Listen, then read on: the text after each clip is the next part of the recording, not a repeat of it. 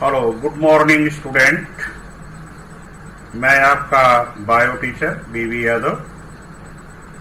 बच्चों, पिछले क्लास में हमने मनुष्य में ब्लड सर्कुलेशन कैसे होता है उसके बारे में बताया था। आज बताएंगे कि पेड़ पौधों में परिवहन कैसे होता है, यानी पौधों में परिवहन, ट्रांसपोर्टेशन इन प्लांट्स।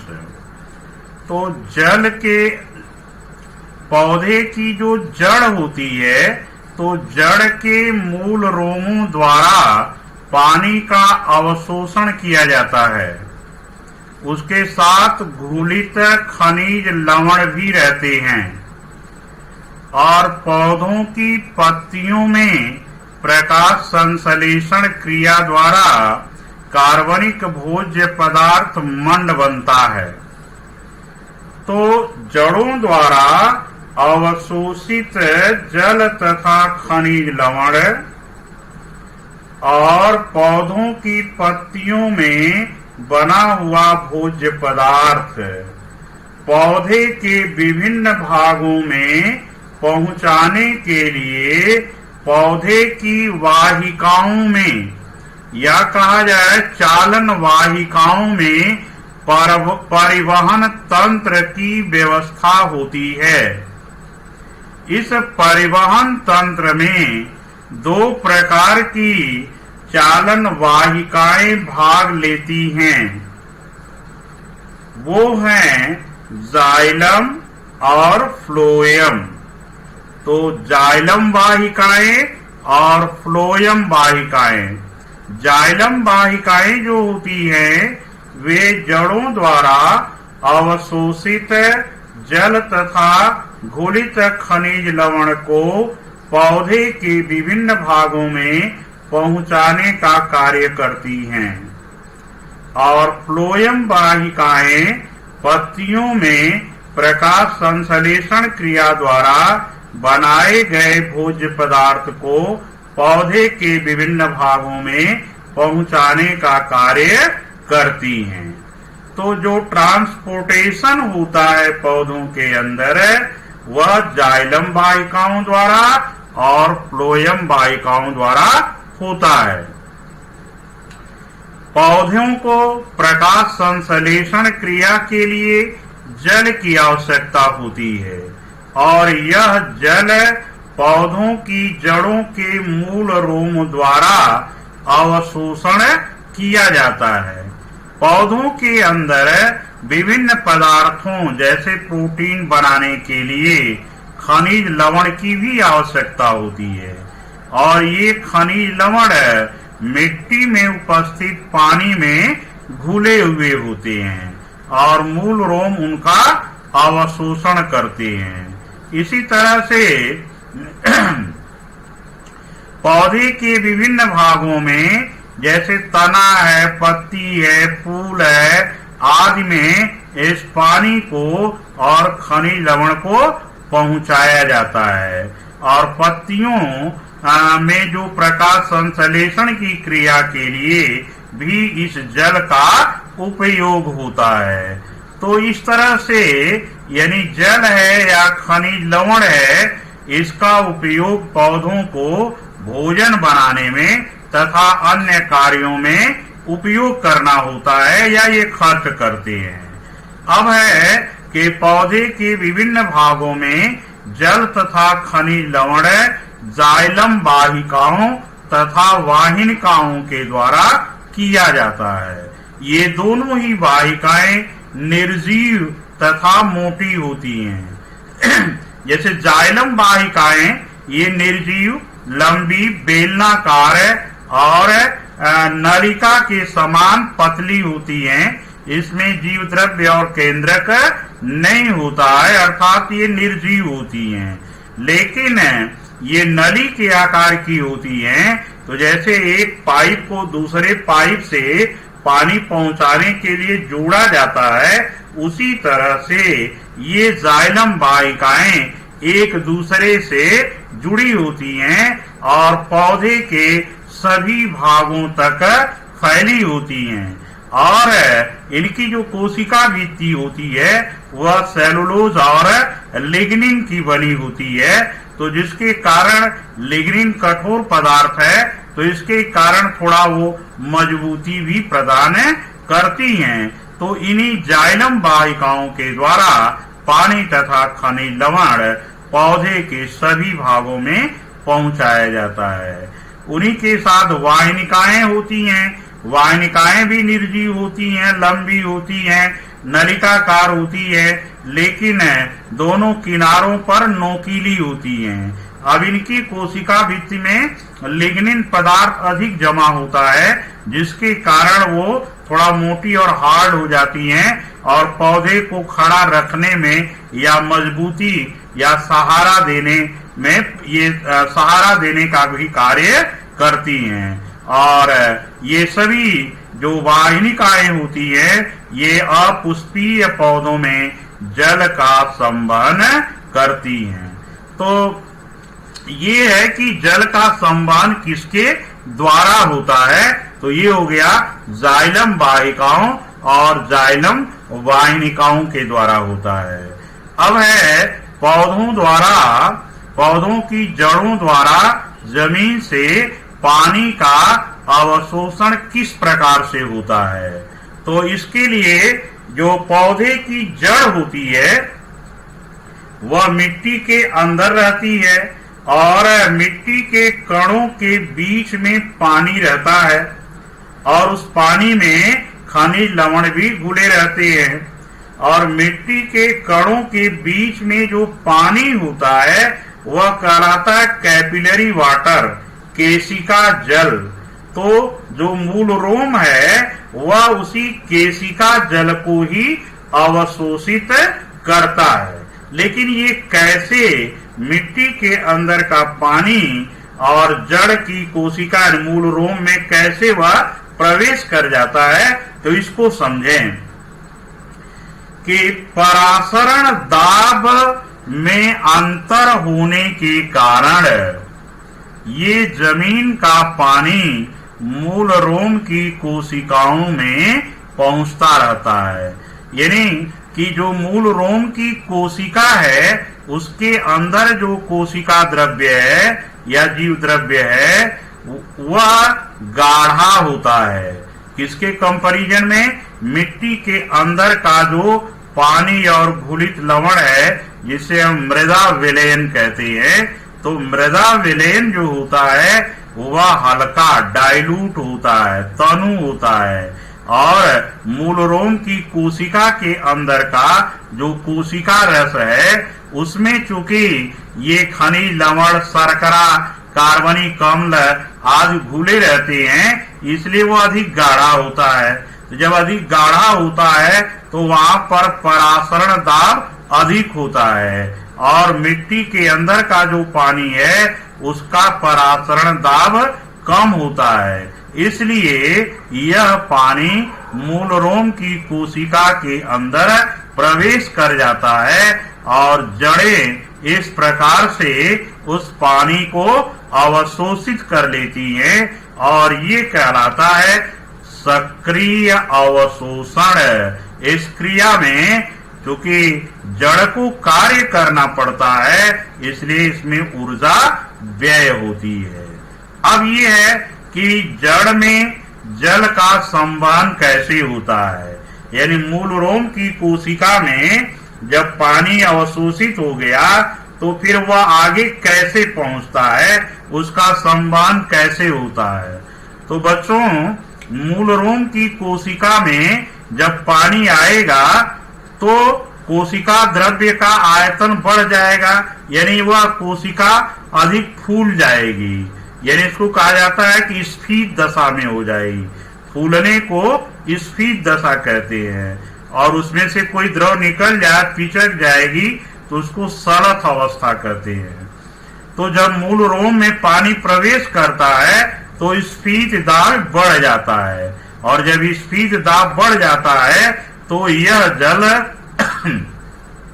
आगे की बल्लकुट की कोशिकाओं में पहुंचता है और जब बल्लकुट की कोशिकाओं में पहुंचेगा तो वहां पानी अधिक हुआ तो वो कोशिकाएं भी स्फीत हो जाएंगी और फिर वह आगे की कोशिकाओं पर दाब डालती हैं, जिससे वह जल धीरे धीरे जो है वह सेंटर भाग में जाइलम वाहिका में चला जाता है। जैसे ही जाइलम वाहिका में पहुंचता है तो जो कार्टेक्स की कोशिकाएं हैं वो पिचक जाती हैं और फिर मूल रोम से पानी आकर के उसमें भर जाता है और इस प्रकार से यह क्रिया चलती रहती है और जड़ों द्वारा जो मूल रोम द्वारा अवशोषित जल है वह जाइलम वाहिकाओं तक पहुंचता रहता है। तो बच्चों पहले ये देखेंगे एक चित्र कि जड़ की अगर हम काटते हैं तो इसका संरचना ऐसा होता है। ये चित्र है इस तरह का। नीचे की ओर आप देखेंगे कि ये मूलीय त्वचा लिखी हुई है और मूलीय त्वचा में से ये मूल रोम निकले हुए हैं और मूल रोम जो है मिट्टी के कणों के बीच में है, दिखाई दे रहा है। और जब ये मूल रोम मिट्टी के कणों के बीच में है तो मिट्टी के कणों के बीच का जो पानी है वह तनु है और मूल रोम की कोशिका के अंदर का जो कोशिका द्रव्य है वो गाढ़ा है। तो परासरण दाब मूल रोम की कोशिका में अधिक है और मिट्टी के कणों के बीच का जो मृदा विलयन है उसमें परासरण दाब कम है, इसलिए वह पानी मूल रोम की कोशिका में पहुंचता है और मूल रोम की कोशिका से फिर वह बाह्य त्वचा की कोशिका में, फिर कार्टेक्स की कोशिका में पहुंचता है तो कार्टेक्स की कोशिकाएं फूल जाती हैं, स्फीत दाब उनका बढ़ जाता है और फिर वह आगे की ओर जो है वो प्रेशर बनाती हैं, जिससे वह पानी फिर आगे की कोशिका अंतस्त्वचा की कोशिका में, अंतस्त्वचा की कोशिका से फिर वह जाइलम, देखिए बीच में बनाया गया है, जाइलम जो है वह प्रोटोजाइलम और मेटाजाइलम। प्रोटोजाइलम छोटे होते हैं, मेटाजाइलम बड़े होते हैं। प्रोटोजाइलम जो हैं वो बाहर की ओर हैं, मेटाजाइलम भीतर की ओर है। तो ये जो पानी है जब जाइलम में पहुंच जाता है तो जो कार्टेक्स की कोशिकाएं हैं, बल्लकुट की कोशिकाएं, वह पिचक जाती हैं और फिर मूल रोम द्वारा जो पानी अवशोषित होता है वह आकर के पहुंच जाता है बल्लकुट की कोशिकाओं में, फिर वह स्फीत दशा में आती है, फिर आगे की ओर दबाव डालती हैं और वो पानी जाइलम में क्या करता है, पहुंचता रहता है। तो इस प्रकार से बच्चों मूल रोम द्वारा अवशोषित जल जाइलम में पहुंचता रहता है या पानी का संवहन होता रहता है। तो ये चित्र आप देख लें, जड़ की आंतरिक संरचना का ये चित्र है कि सबसे बाहर बाह्य त्वचा और उससे मूल रोम निकले हैं, फिर कार्टेक्स, फिर अंतस्त्वचा और फिर वो जाइलम और फ्लोएम इसमें दिखाए गए हैं। तो ये क्लियर है, चित्र देख लीजिए। ठीक, अब इसके बाद पानी का जो अवशोषण है वह मूल दाब के द्वारा भी होता है। मूल दाब वह दाब है जो बल्लकुट या कार्टेक्स की कोशिकाओं के पूर्ण स्फीत अवस्था में आने से उत्पन्न होता है और इसके कारण भी मिट्टी के अंदर का जो जल होता है वह जाइलम वाहिकाओं में पहुंचता है तथा जो छोटे पौधे होते हैं उनके तनों में भी ऊंचाई तक चढ़ जाता है। तो मूल दाब के कारण भी, मूल दाब किसके कारण उत्पन्न होता है, कार्टेक्स की कोशिकाओं के स्फीत दशा में आने के कारण उत्पन्न होता है और उस दाब के कारण पानी यानी मूल रोम से जाइलम वाहिकाओं में तथा तने के कुछ ऊंचाई तक पहुंच जाता है। तो इस तरह से ये जल का जड़ों द्वारा अवशोषण होता है मूल रोम द्वारा और मूल रोम से फिर जाइलम तक ये पानी पहुंचता है, उसका संवहन होता है। अब बच्चों है कि पानी में जो खनिज लवण है उनका कैसे अवशोषण हो जाता है। तो खनिज लवण का भी अवशोषण जड़ के मूल रोम द्वारा ही होता है। पौधों के लिए कुछ आवश्यक पोषक तत्व होते हैं, जैसे पोटेशियम है, कैल्शियम है, मैग्नीशियम है, और भूमि में क्लोराइड है, फास्फेट है, नाइट्रेट है, ये भी अकार्बनिक रूप में पाए जाते हैं। तो पौधे इन खनिज लवणों का जो अवशोषण है वह आयन के रूप में करते हैं। Potassium ion, calcium ion, magnesium ion, chloride ion, nitrate ion. अब खनिज लवणों का जो अवशोषण है वह परासरण द्वारा जल के अवशोषण से थोड़ा भिन्न होता है। कोशिका रस के अंदर की जो सांद्रता होती है वह भूमि में उपस्थित लवण से कहीं अधिक होती है, लेकिन फिर भी आयन मूल रूप में प्रवेश करते हैं। आवश्यक जो आयन होती है वो करते क्या है कि प्लाज्मा झिल्ली में से होकर ये कोशिका द्रव्य में पहुंचते हैं। कैसे? तो प्लाज्मा झिल्ली में कोई एक यौगिक रहता है जिसको हम कैरियर कहते हैं या वाहक कहते हैं। क्या करते हैं कि आयन जो होती है उस वाहक से जुड़ जाते हैं और जुड़ करके एक कॉम्प्लेक्स कंपाउंड बना लेते हैं। और कॉम्प्लेक्स कंपाउंड जो होता है वह प्लाज्मा झिल्ली से होकर कोशिका द्रव्य में पहुंचता है, और जब कोशिका द्रव्य में पहुंचता है तो वह कॉम्प्लेक्स कंपाउंड टूट जाता है, यानी कि आयन कोशिका द्रव्य में चले जाते हैं और जो उसको ढोकर ले गया था वह पुनः वापस आ जाता है। और इस तरह से वो बार बार या कंटिन्यूअस क्रिया करता रहता है और मिट्टी के अंदर से आयनों को कोशिका द्रव्य में पहुंचाता रहता है, और यह क्रिया सक्रिय परिवहन की कहलाती है। इसमें भी ऊर्जा खर्च होती है। तो ये हो गया खनिज लवणों का अवशोषण। अब है बच्चों के पानी जो पौधों में ऊपर कैसे पहुंचता है।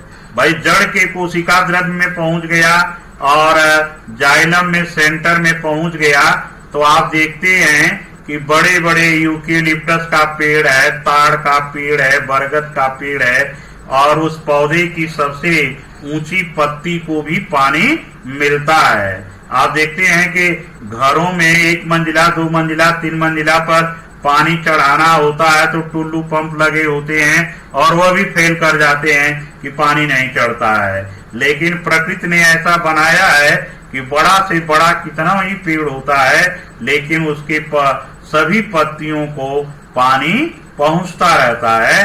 तो इसके संबंध में तमाम वैज्ञानिकों की अलग अलग थियरी है। एक है डिक्सन और जॉली की थियरी है, जो कहा जाता है ससंजनवाद और आसंजनवाद। ससंजनवाद और आसंजनवाद है। इसके अंतर्गत ये बताया गया है कि पौधों का जो तना है, तने में जाइलम वाहिकाएं तने से होकर पत्तियों तक पहुंची होती हैं और जाइलम वाहिकाएं जड़ से आती हैं। तो जड़ से पौधे के तने और उसके सभी भागों तक वो फैली हुई होती हैं पाइप की तरह से जो है। अब जो पानी जो अवशोषित होता है, मूल रोम ने अवशोषित किया और पानी जाइलम वाहिका में आ गया। अब उसको ऊपर की ओर जाना है, तो उसके लिए बच्चों क्या होता है कि पौधे की जो पत्ती होती है उस पत्ती में स्टोमेटा पाए जाते हैं, छोटे छोटे रंध्र पाए जाते हैं और उन रंध्रों से वाष्पोत्सर्जन होता है, यानी पानी वाष्प बन करके पौधे की सतह से निकलता रहता है। जब पानी ऊपर की ओर निकलता रहता है तो पत्ती की कोशिकाओं में पानी की कमी होती है और वह कमी तने में से पूरी हो जाती है।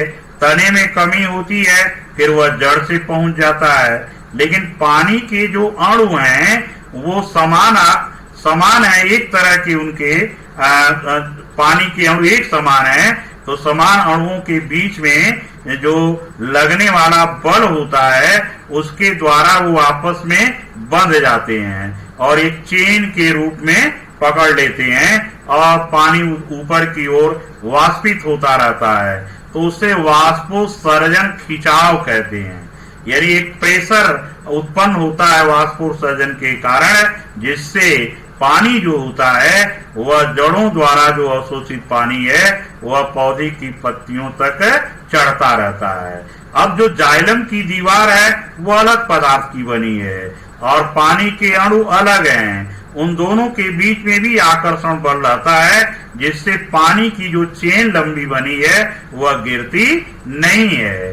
तो ये डिक्सन और जॉली का वाष्पोत्सर्जन खिंचाव के कारण आसंजन और ससंजन बल के द्वारा पानी ऊपर की ओर चढ़ता रहता है। तो इसको बच्चों मैंने ये चित्र के माध्यम से दिखाया है कि कैसे ये पानी ऊपर की ओर चढ़ रहा है। तो ये देखिए कि ये बनाया गया है पौधे का चित्र, तने का, और जिसको मैंने कलम से जो है लाइन लाइन बनाया हुआ है वो जाइलम वाहिकाएं हैं। ये देखिए तने में ये दिखाई दे रही हैं, तने में दोनों तरफ से जा रही हैं, फिर पत्तियों के अंदर जा रही हैं। वो पत्ती की संरचना है, देखिए पत्ती के बीच में वो जाइलम वाहिका गई हुई है। पत्ती की संरचना में देखिए नीचे बाह्य त्वचा है, ऊपर भी बाह्य त्वचा है, खम्भ उत्तक है और स्पांजी उत्तक है, नीचे स्टोमेटा बना हुआ है। तो स्टोमेटा से पानी वाष्प के रूप में निकलता है, जिससे वाष्पोत्सर्जन खिंचाव होता है और जाइलम वाहिकाओं में पानी नीचे से जड़ से जो है वह ऊपर की ओर एक चेन के रूप में चढ़ता रहता है और पानी ऊपर उड़ता रहता है और वाष्प के रूप में, और नीचे से पानी ऊपर की ओर चढ़ता रहता है। तो ये बच्चों चित्र है इसका कि कैसे पानी ऊपर की ओर चढ़ता है। इसे रसारोहण कहते हैं। क्या कहते हैं? रसारोहण। यानी जब जो है पानी जड़ों द्वारा अवशोषित पानी पृथ्वी के गुरुत्वाकर्षण के विरुद्ध ऊपर पत्तियों तक पहुंचता है तो इसे हम रसारोहण कहते हैं और ये वाष्पोत्सर्जन खिंचाव के कारण ही पानी ऊपर की ओर पौधे की पत्तियों तक पहुंचता रहता है। तो ये चित्र है बच्चों इसका। अब इसके बाद है कि पौधों में जल तथा खनिज लवण का स्थानांतरण का मैंने बता दिया रसारोहण, यानी कि पौधे के ऊपरी भागों में जब पानी और खनिज लवण गुरुत्वाकर्षण के विरुद्ध ऊपर चढ़ता रहता है तो इसी क्रिया को हम क्या कहते हैं? रसारोहण कहते हैं। यह रसारोहण की जो क्रिया है वाष्पोत्सर्जन के खिंचाव के कारण या मूल दाब के कारण ये जाइलम वाहिकाओं और वाहिनिकाओं के द्वारा ऊपर की ओर पहुंचता रहता है। इसका प्रयोग देखने के लिए एक पौधा होता है गुलमेहदी का पौधा। गुलमेहदी के पौधे को अगर एक पानी में रंगीन पानी यानी कलर कर दिया पानी को और लाल रंग का, और उसमें पौधे को अगर रख दिया उसके जड़ सहित पौधे को, तो कुछ देर के बाद देखेंगे कि उसकी पत्तियां सिराएं सब क्या हो जाती हैं? लाल हो जाती हैं। इसका मतलब है कि पानी ऊपर की ओर क्या करता है? चढ़ता रहता है। अब है जिस तरह से पानी का संवहन होता है पौधे के विभिन्न भागों में, उसी तरह से पौधे की पत्तियों में प्रकाश संश्लेषण क्रिया द्वारा बनाया गया भोज्य पदार्थ जो कार्बोहाइड्रेट या मंड है वह भी पौधे के विभिन्न भागों में पहुंचाया जाता है, क्योंकि पौधे के सभी भागों में भोजन की आवश्यकता होती है। तो वह जो भोजन पहुंचाया जाता है वह फ्लोएम के द्वारा, फ्लोएम की ये चलनी नलिकाएं और सहकोशिकाएं, चलनी नलिकाएं और सहकोशिकाएं होती हैं, इनके द्वारा यह भोज्य पदार्थ पौधे के विभिन्न भागों में पहुंचाया जाता है। फ्लोएम की कोशिकाएं सजीव होती हैं और सभी भागों में पाई जाती हैं, इसलिए फ्लोएम द्वारा ही पत्तियों द्वारा तैयार किए गए भोज्य पदार्थों का परिवहन होता रहता है और फिर ये जाकर के पौधे की जड़ में और बीज में और भंडारण वाले अंग, फलों इत्यादि भागों में यह भोजन ले जाया जाता है, क्योंकि वहां पर ये आवश्यकता होती है। तो चलनी नलिकाएं भी लंबी नली के आकार की होती हैं और एक दूसरे से जुड़ी होती हैं और उनके बीच में चलनी जैसा छिद्र होता है और जिससे उन छिद्रों से एक कोशिका से होकर के दूसरे कोशिका में भोजन क्या करता रहता है, पहुंचता रहता है, आगे की ओर बढ़ता रहता है। सहकोशिकाएं भी इसमें सहायता करती हैं।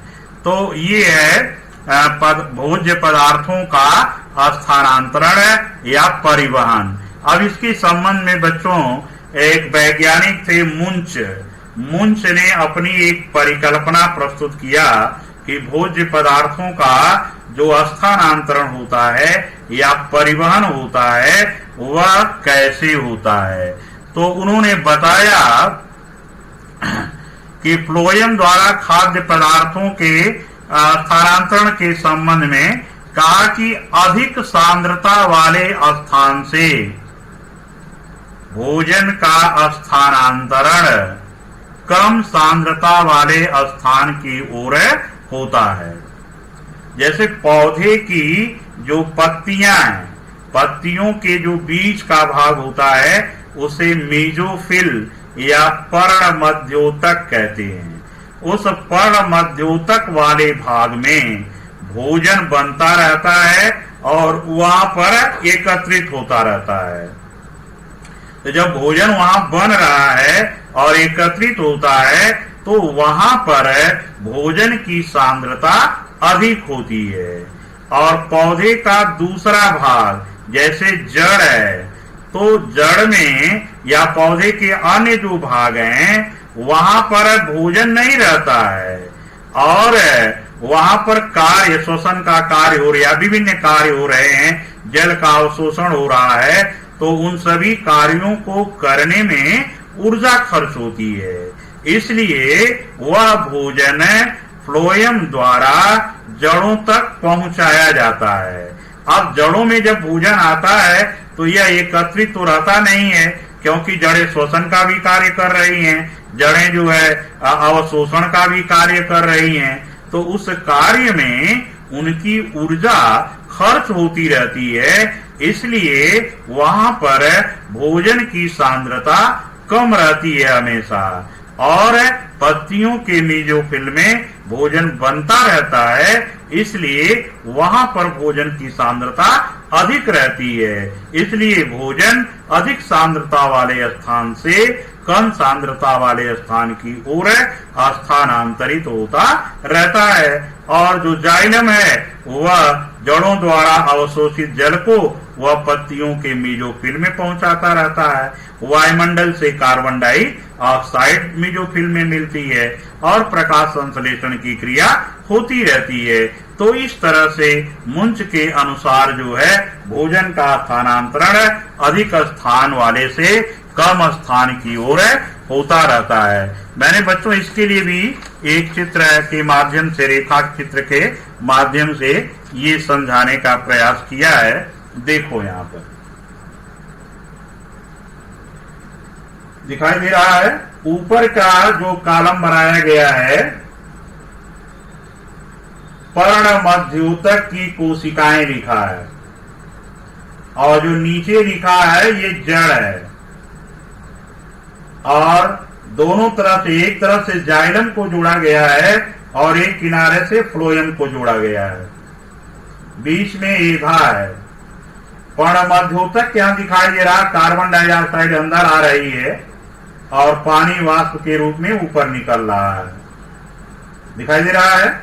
तो जाइलम द्वारा जड़ों का पानी पत्तियों तक पहुंच रहा है और पत्तियों में प्रकाश संश्लेषण क्रिया द्वारा भोजन बन रहा है, इसलिए वहां पर भोजन एकत्रित रहता है। और वहां भोजन की सांद्रता अधिक रहती है। भाई पानी में जहां पर चीनी अधिक रहेगी, सांद्रता वही अधिक रहेगी, तो वहां पर भोजन बन रहा है, इकट्ठा है, तो भोजन की सांद्रता अधिक है। नीचे जड़ में देखिए आप कि जड़ में जो है दिखाया गया है कि इसकी कोशिकाएं ये जो भोजन है उसको खर्च करती हैं, श्वसन कर रही हैं, पानी का अवशोषण कर रही हैं, तो खर्च होती रहती है। तो जब भोजन यहाँ आता है, खर्च होता रहता है, तो यहाँ सांद्रता कम होती रहती है।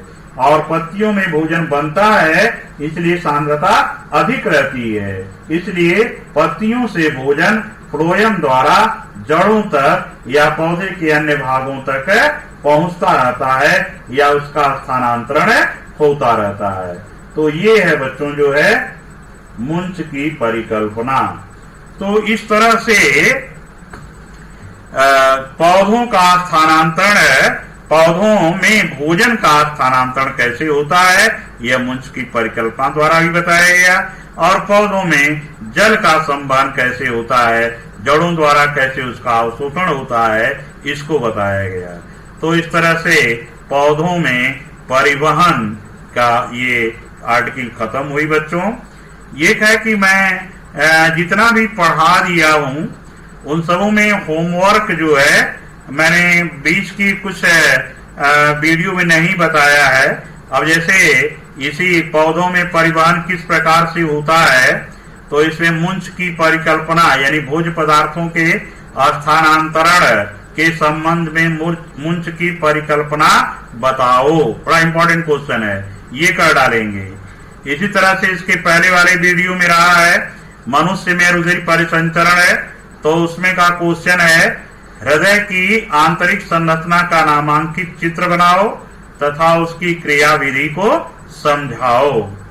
और दूसरा क्वेश्चन उसमें होगा रुधिर और लसिका में क्या अंतर होता है। और इसके पहले श्वसन का वाली वीडियो रही है श्वसन तंत्र की, तो श्वसन तंत्र में आप लिखेंगे ऑक्सी श्वसन और अनाक्सी श्वसन में क्या अंतर होता है। और फिर आगे का जो रहा है ये मनुष्य में पोषण, तो उसमें का क्वेश्चन है कि मनुष्य की आहार नाल का नामांकित चित्र बनाओ तथा उसमें पोषण के सभी अवस्थाओं का संक्षिप्त वर्णन करो। तो ये हो गया उसमें का। फिर पौधों में रहा है कि तो पौधों में का प्रकाश संश्लेषण की क्रियाविधि या प्रकाश संश्लेषण किसे कहते हैं तथा प्रकाश संश्लेषण की क्रियाविधि को समझाओ। तो ये क्वेश्चन होमवर्क के लिए हैं जो अपनी कॉपियों में आप करते रहेंगे। इसी के साथ ये समाप्त होता है बच्चों, और thank you, good bye. Video को लाइक और सब्सक्राइब जरूर करिएगा।